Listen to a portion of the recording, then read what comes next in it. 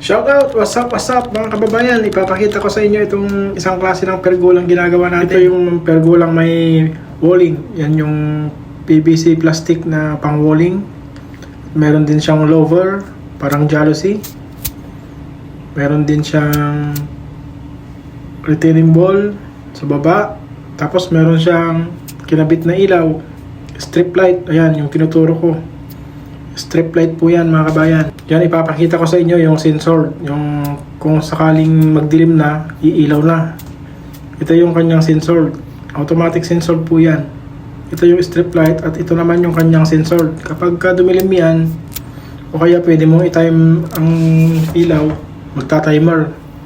Kung gusto mong 3 oras lang siya, pwede. So yun guys, ang ating modelong pergola ngayon, may ilaw, may strip light na automatic. Mga kabayan, mga idol, kung nagugustuhan ng aking video, paki-share and follow naman. Maraming salamat sa panonood.